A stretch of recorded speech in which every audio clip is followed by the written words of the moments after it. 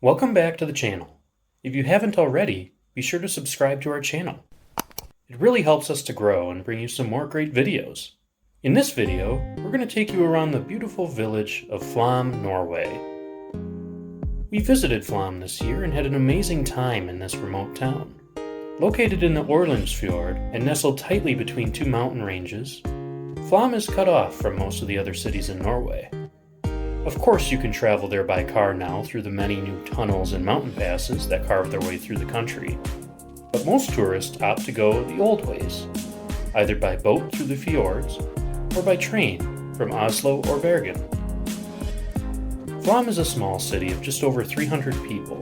The biggest industry here is tourism, which can easily be seen just by walking through the streets of the town. In the streets here, you'll only really find shops and restaurants, as well as some tourist attractions. Nearly 500,000 tourists flock here each year, and the Flåm harbor receives up to 160 cruise ships each year as well. To get here, we took the train up from Oslo, and made our way into the tiny village using the Flåmsbana railway, a historic and scenic railway, one of the most scenic in the world. This railway is also the most steep in the world as well, going from about 0 meters above sea level to over 900 in just 20 kilometers. Check out the video link in the description down below for our experience on the Flåmsbana, as well as what the Flåmsbana Museum in Flåm is like. Traveling to Flåm from Oslo took about 5 hours by train, and from Bergen it usually takes 5 to 6 hours by ferry. Needless to say, it's a time commitment to get here, and can also be very expensive. Hey guys, so we made it to our hotel here in Flåm. The train ride was pretty good. Up from Oslo, it was like 5 hours to Njardarheim, and then from Njardarheim here, we took the Flåmsbana, which is that scenic railway. So we'll probably show you some more of that in a separate video. Now I think we're going to go out and kind of explore the town, look for some groceries, and then we need to find a place to eat tonight. We didn't make a reservation anywhere, so hopefully we can find somewhere where we can sit down and have a good meal. And I think we deserve some beers after the long travel day as well, so we're going to look for those.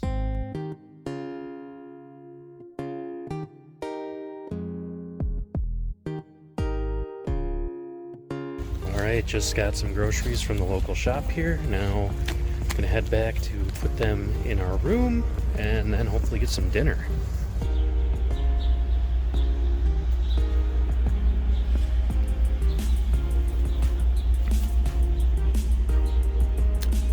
We took a little detour before dinner. For some reason, places here don't open until like 6 or 6:30, so it's only 5:30 now, so we just got groceries. We're having a beer, and then we'll go and get dinner. We think the late openings for the restaurants here is probably related to the cruise ships that stop here. They probably wait for everyone to get back on the ship and then open it up for the people that are staying the night. So, yeah, they don't want people rushing in to eat and then rushing out. Yeah.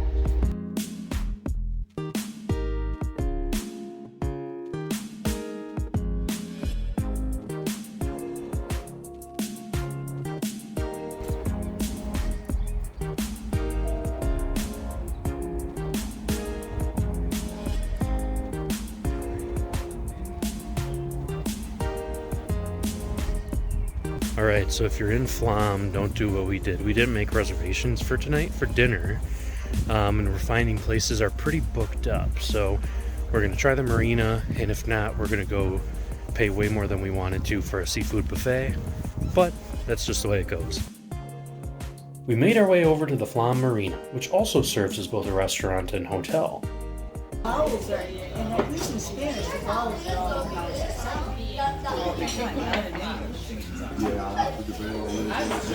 We found a place. Looks good.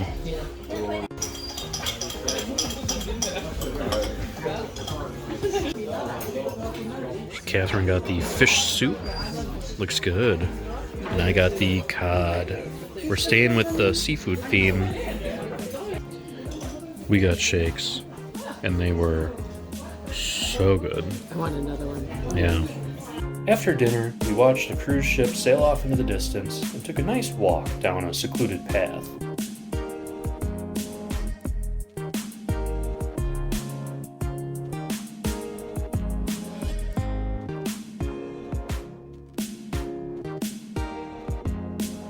We still cannot believe how beautiful and serene this part of the world is. Well guys, I think that pretty much closes out today. We are just walking around Flåm and it's absolutely gorgeous here. We can't believe how beautiful these views are. Yeah. So tomorrow, we're actually going to go up to, it's called the Stegastein. I don't know if I'm saying that right, but that's how you would say it if it was German. The Stegastein is a outcrop kind of on the side of the fjord that they built a lookout point to. So we're going to be going up there and taking a look down into this Flam, beautiful Flam Fjord. And then later in the day, we're actually going to be taking a ferry over to, I believe it's Gudvangen, which is on the other side of the fjord. So it's like a 2-hour ferry ride, and we should get some pretty cool views there. So yeah, we're looking forward to that. But for now, I think it's good night. The next day, we woke up early to catch our tour bus that would take us up to the Stegastein viewpoint. The bus, which we booked through Norway's Best, a website that specializes on Norway tourism, arrived promptly at 9 a.m. and drove us through the fjord, winding along the scenic curvature of the shoreline and giving us some great views of the surrounding area.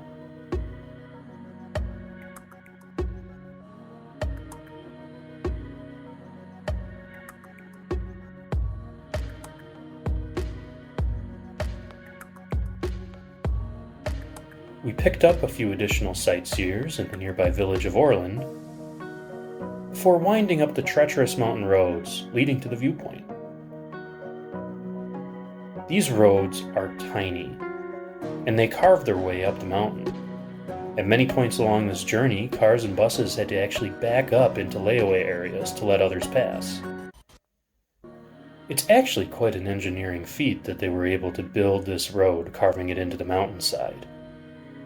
But for those with a fear of heights or weak stomachs, this journey might not be for you. We arrived at the viewpoint at a perfect time of the day, before it got too crowded. The views here were absolutely spectacular. This viewpoint is actually one stop on the so-called snow road that runs between Aureland and the nearby cities in the mountains. The viewpoint consists of a huge platform that sticks about 30 meters out of the side of the mountain, giving you a view from over 600 meters above the fjord. You'll find breathtaking views in just about every direction here.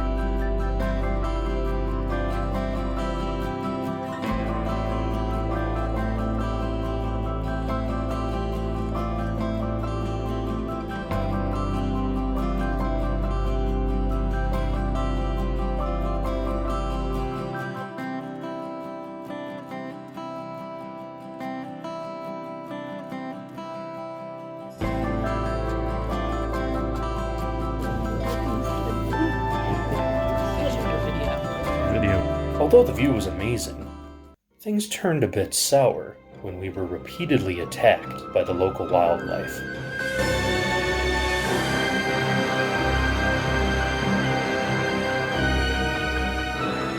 It's just absolutely beautiful. We can see the tops of the fjords now.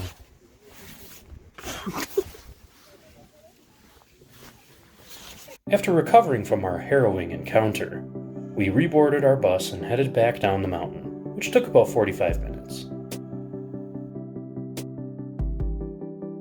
This viewpoint is amazing and is definitely something you need to see if you make the effort to travel here. On the same day as our trip up to Stegastein, we also scheduled a boat trip around the fjord. This trip would take us from Flåm all the way over to the village in another part of the fjord, Gudvangen.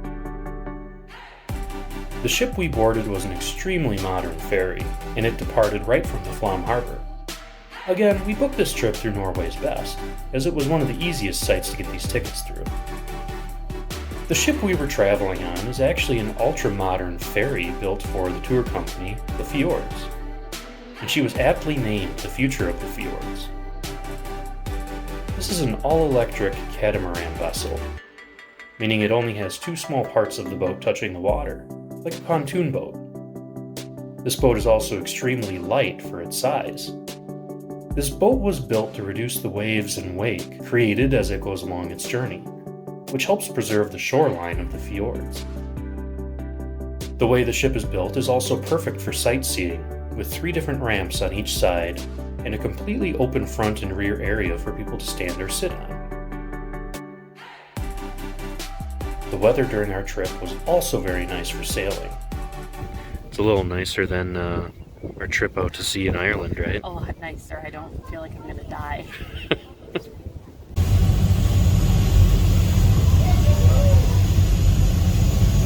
How you doing? I'm doing okay. Yeah? It's more of a thrill ride. Yeah, Boat ride. we are rocking and rolling. We traveled out of Flåm on our 2-hour voyage and headed north into the fjord, getting some great views on the way. Here we were actually passed by the Bergen ferry right after we started our journey.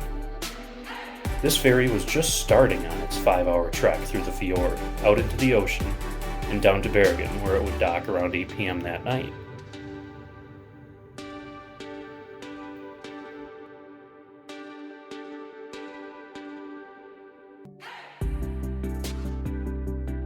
We started to approach our first stop, Aureland. We had just been to this village on our trip to Stegastein, but it was even more beautiful viewing this small village from the water.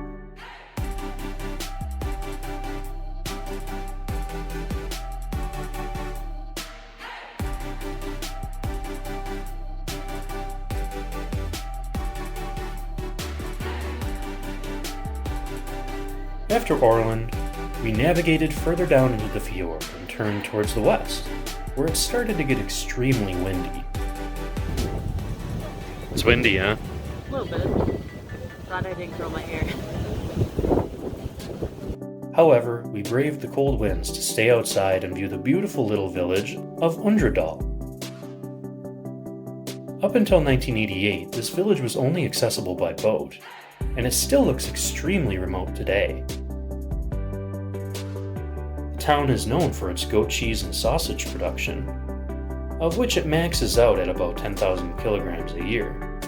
It's also known for its stave church, which is believed to have been built around 1147.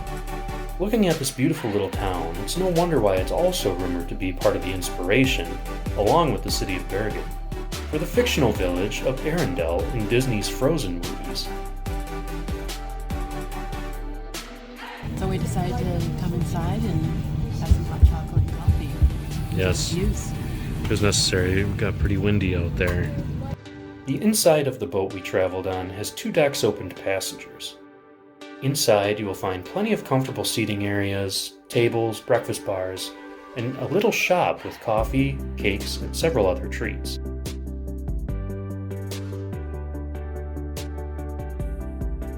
After some time traveling west, we finally turned southward, into the finger of the fjord, where we would arrive at Gudvangen. Here we slowed down, and the wind died down quite a bit, so we decided to go back outside. Catherine, what do we think? I think it still is beautiful. Yeah, it's not as windy here. Yeah, we're going a little slower, which is nice.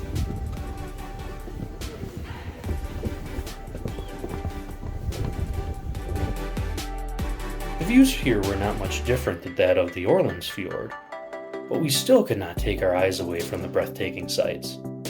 It just never got old.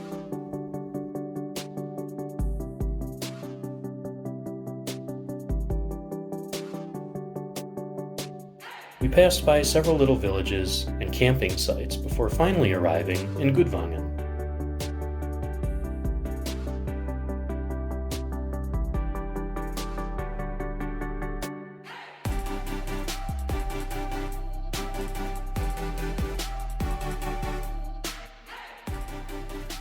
Gudvangen, like Flåm, is an extremely small town that's focused on tourism. With only 120 inhabitants, there are not many houses or buildings here. The 2 main buildings in the town that we found were the Fjordtell Hotel and the Viking Town Museum. Alright, so we made it safely to Gudvangen, but we don't know where we're going or what we're doing here. So there's a little Viking town, but it closes pretty soon. Yeah, so I guess we'll see what there is here. Yep. The Viking Town Museum is famous throughout Norway. Here, actors dress up as members of a Viking village and actually take part in everyday Viking activities. They all have little homes and places of work within this village where you can find everything from a weapons maker to blacksmiths to bakers. You can also talk to these actors and learn about how their ancestors lived and thrived in this environment. Unfortunately, the village was just closing when we got there, but we were still able to check out the gift shop, where we found an alarming number of Viking beards for sale. Since we had some time to kill, we made our way to the beautiful Fjordtell Hotel, which also had a restaurant and a bar. This hotel has separate huts for guests, and is also set up on the interior to look like a Viking banquet hall.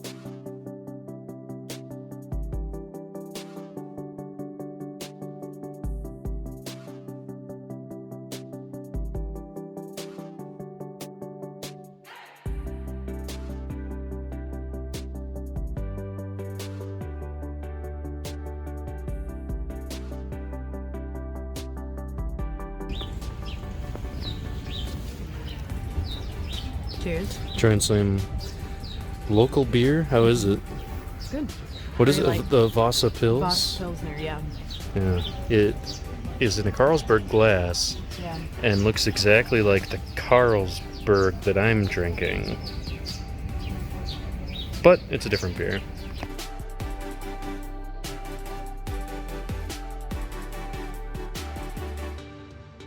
Alright, so we're in Gudvangen now. Just waiting. We have to wait like an hour for the bus that'll take us back to Flåm through the mountains. So it's only like a 20-minute ride, even though it was 2 hours over here. But yeah, the boat ride went very well. It was super smooth.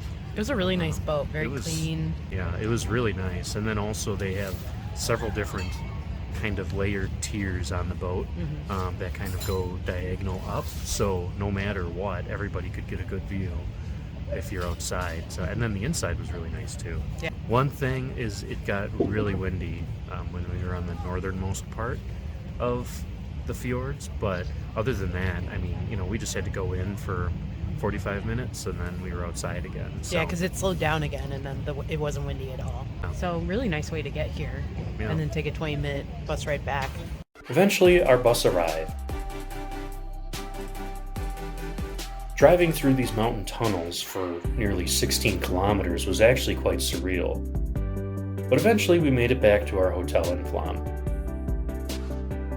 Thanks for watching our video. We hope you enjoyed it. Make sure you check out part 2 of this journey where we bike around the Flam Fjord, explore more of Flåm, and get some more great views. We'll see you next time!